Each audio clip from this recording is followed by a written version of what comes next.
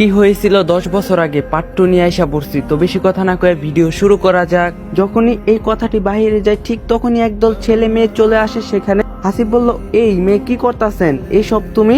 এটা কিন্তু ঠিক হচ্ছে না, ঠিক হচ্ছে না, ভালো হচ্ছে সেটা আমি ভালো জানি। দেখ তোকে কিভাবে কলেজ থেকে বাহির করি। হাসিব বলল, প্লিজ এমন করিয়েন না, তোমার মান সম্মান চলে যাবে। বাঁচাও, কেউ আসো বাহিরে, এই ছেলে আমাকে শেষ করতে চাচ্ছে, প্লিজ কেউ আমাকে সাহায্য করো আমাকে। এমন সময় তামান্নার বিয়ে আবির চলে আসে সেখানে। এসে একটা লাঠি নিয়ে দরজাটি ভেঙে ফেলে। আবির বলল, কি হয়েছে তোর? এই সব পোশাক ছেঁড়া কেন? হ্যাঁ কি হয়েছে, সব সত্যি কথা বলো। তখন মেয়েটি বলল, আবির ভাই, এই যে নতুন ক্যাপ্টেন আছে না, ও আমার সবকিছু কেড়ে নিতে চাইছিল।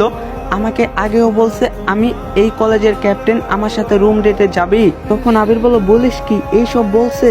হাসিব বলল, এই মেয়ে সব মিথ্যা কথা বলতে আছে, ও নিজের কাপড় নিজেই ছিঁড়ছে।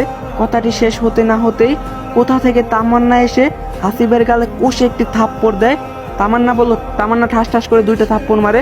তোর এত বড় সাহস, কলেজে ক্যাপ্টেন হয়েছিস, কিছুদিন হয় এতেই মেয়েদের সাথে এইসব করতে চাস, লজ্জা লাগে না? আজ বাসায় চল আগে। হাসিব বলল, তামান্না বিশ্বাস করো আমাকে, কিন্তু কিন্তু এখানে আমাকে ফাঁসানো হচ্ছে। তখন আবির বলল, তোকে কে ফাঁসাবে? হ্যাঁ। ঠিক সেই সময় সবাই হাসিবের বিপক্ষে যাচ্ছিল, কারণ কলেজের ক্যাপ্টেন হয়েছে তাতে কি, এই জন্য মেয়েদের নিয়ে যা ইচ্ছা তাই করবে। সবাই যখন সিসি করতেছিল তখন একজন স্যার সেখানে চলে আসে। এসে সব শুনে হাসিবকে কি বলবে ভেবে পাচ্ছে না। হাসিব বলল, আমি প্রমাণ দিতে পারবো আমি দোষী না, কিন্তু যদি আমি এখন প্রমাণ দেই তবে বোন তোমার মান সম্মান সব চলে যাবে। জানি না তোমার এই মুখ দেখাতে পারবা কি না।